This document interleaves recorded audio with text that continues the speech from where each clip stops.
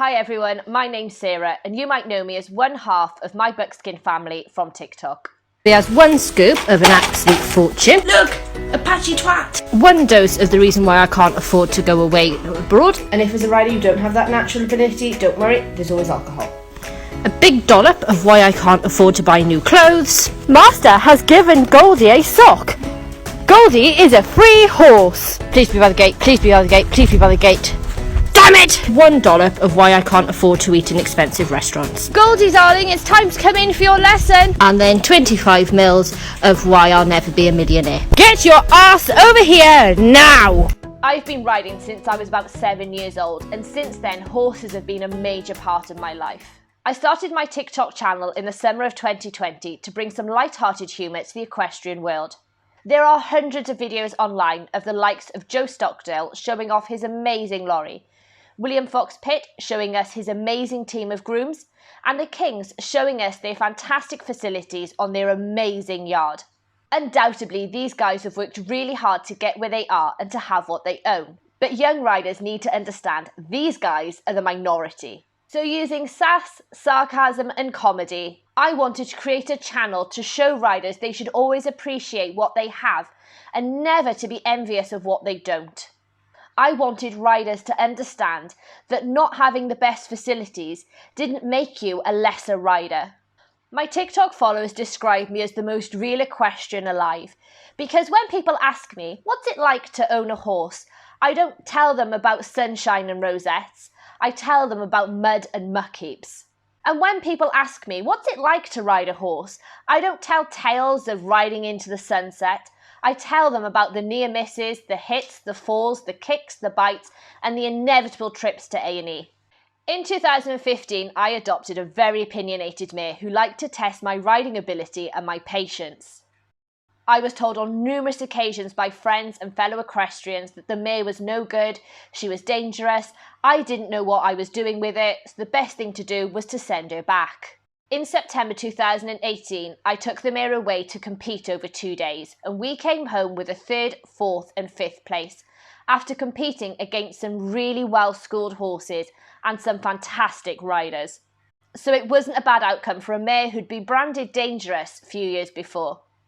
Had I once listened to the people that told me she was dangerous and no good, we would never have found that potential. But as they say, what goes up must come down, and in October 2018 I had my worst fall to date. The fall has left my riding not where it once was. Physically, some days I'm in so much pain I can't look at a horse, let alone ride one. Not only did the fall affect me physically, but mentally too. It has left me with demons in my head, and this was one factor for me making a very hard decision.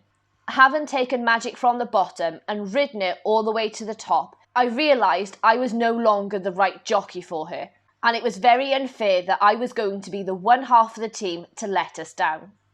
If one positive thing came from the fall, it was that it allowed me to meet my knight in shining armour, my buckskin prince, or as he's known to his followers, Goldie, or Tesco's finest lasagna, depending on which videos you've watched. I am of the generation that saw the birth of social media. We embraced the buzz of MySpace and Bebo and saw the likes of Facebook and Twitter build a virtual universe. A place was created where we could talk to our friends online. For the first time, we could easily reach out to celebrities. And for many people, we were able to talk to family and friends all around the world. Sadly for some, they saw it as a new way to bully from the comfort of their home. And for the first time, the bullies could be totally anonymous. Since the fall, I have first-hand experience of strangers criticising my riding online. These strangers deem it acceptable to share their opinions and thoughts without knowing me, my story, or anything about me. These keyboard instructors feel they have fair game to start judging others, and because of that, I feel totally entitled to laugh at their ignorance. I started to see a lot of other people's videos getting a lot of hateful comments on them.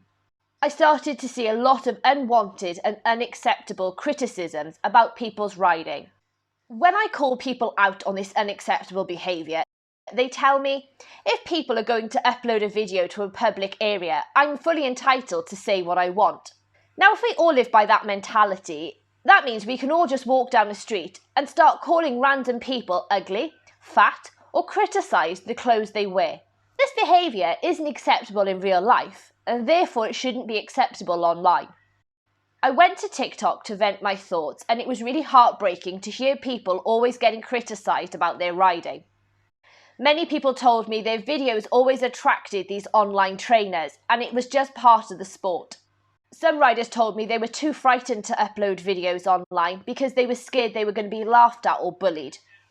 Parents told me they don't allow their children to upload videos of themselves riding to social media because they don't want their child to be a target of nasty comments or hurtful criticisms. Another parent told me their teenage daughter, after many years of riding, now wanted to stop after she'd uploaded a video of her and her horse online and received some very hurtful comments telling her she couldn't ride and she didn't deserve a horse. These comments would not be acceptable being said face to face, and therefore they shouldn't be acceptable online. It astounds me that riders champion the recovery of riders like William Fox-Pitt, Jonty Evans and Paul Tapner, but this mentality doesn't filter down to the rest of the equestrian world. Just because some of us don't have an Olympic medal, it doesn't mean we are a lesser worthy equestrian or a lesser rider. Our passion and love for the sport is all equal and worth the same. From this, I started the Be Equestrian Change campaign on TikTok and YouTube. I wanted to build a platform where all riders of all ability in all disciplines could come together to share their thoughts and feelings and experiences of unacceptable behaviour online. I have always felt top riders like Mark Todd, William Fox-Pitt, Carl Hester all have their voices heard. But no one seems to care what the everyday rider thinks or has to say. Adam Hills, the Australian comedian, was once told by the Dalai Lama, "You have a microphone, use it to say something." So with this in mind and over 20,000 followers, I felt like I was in a position where, although I might not be able to make a change, I was going to try to build a platform where any rider could come and stand up in a safe place and share their stories and experiences to highlight the unacceptable behaviour far too many equestrians have faced. I began the Be Equestrian Change by asking my followers what made the equestrian world toxic to them. I was flooded with hundreds of responses by riders who have been told they were too fat, too poor to own a horse, were not good enough, had their lorries and trailers laughed at because they weren't deemed good enough, and those who'd been told they should be ashamed of the clothes they wear and the tack they ride in.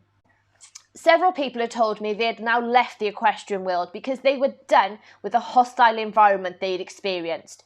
They had simply packed up and sold on. The list of stories was heartbreaking and endless. It blew my mind the amount of riders that told me their riding gets criticised online, they had just simply got used to it happening. When did we allow it to be acceptable for riders to drag other riders down?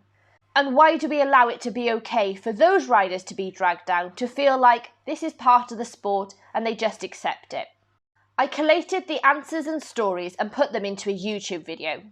The response to the end result was really positive. Lots of riders found comfort in knowing they weren't the only ones to experience this. Lots of riders gained strength in fighting back against these online instructors and bullies. For many people, they've realised a change in this sport is needed. And I hope upon all hopes at least one rider has seen that video and has started to change their attitude. In another video, I asked my followers, tell me the first word that comes to mind when you think about the equestrian world. At the time of recording this, we had just over 200 responses. But of the 200 responses, 160 were clearly negative or positive words. And these were the replies I was interested in investigating. Of those 160 replies, 21 were positive responses with words like freedom, encouragement, friends and family, which meant that 139 replies were negative words. Words such as toxic, bitchy, two-faced, cliquey, judgmental and jealousy. It feels very hard-hitting that 139 of our peers associate our wonderful sport with something negative. Our sport has people dedicating their lives to it, but the environment in which we have created means that 66% of those who responded are telling me the first word they think about the equestrian world is negative. Running the Be Equestrian Change has already given me mixed emotions. It's been great to see riders coming together and sharing their stories and supporting each other. Some of the stories I've received have been absolutely gut-wrenching, and it breaks my heart that far too many equestrians have experienced far too many bad things, all from bad people in our sport. I have been told by many people that our sport needs this Be Equestrian Change campaign, and that fact alone is actually really sad.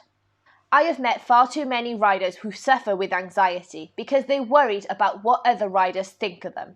This feeling amongst equestrians was not helped by a recent trend on TikTok that saw big TikTok influencers call innocent riders out by saying things like, if you ride in side reins, you're not a very good rider.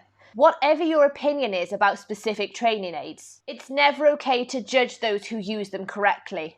The Be Equestrian Change has already seen far too many riders admitting they put far too much pressure on themselves because they feel like others in the sport are laughing or judging them. And trends like this can be the catalyst to start a very big fire of hate and judgment amongst the equestrian community. Whether you're a show jumper, eventer, dressage rider or happy hacker, we all have the right not to have our riding judged. We all have the right to just enjoy this sport and enjoy our horses. In December 2020, a young girl uploaded a video to TikTok that she self-proclaimed was a fail riding video. The video saw her falling off at the same jump repeatedly, but in true equestrian mentality, she always got back on. Her grit and determination should have been admired, but instead she received hundreds of hurtful and hateful comments. These comments told her to give up, sell the horse and buy a better one, to get a new trainer, and to give up completely. These unwanted opinions and hurtful comments have led the rider to deleting her TikTok account completely. Social media should be bringing us together. It's a place where we can support each other and laugh at each other's fails and falls. Instead, we have riders receiving hate for just simply trying their best to enjoy the sport. People often ask me, how do I deal with hate and trolls online? Now, I'm very lucky because I've only dealt with less than a handful of them. But I can proudly say my best assets are my sharp tongue and cutthroat sarcastic responses. Why do I make a laugh out of a hateful comment? Simply this: let your smile change the world, but never let the world change your smile. I feel my sarcastic responses aimed at people who are filled with hate only give my followers something to laugh at. People have asked me what are my hopes for the Be Equestrian Change campaign, and quite simply, I hope we get to a point where equestrians think before they speak and type. I hope we get to a point where we support our peers through thick and thin. I hope we get to a point where we don't need this campaign.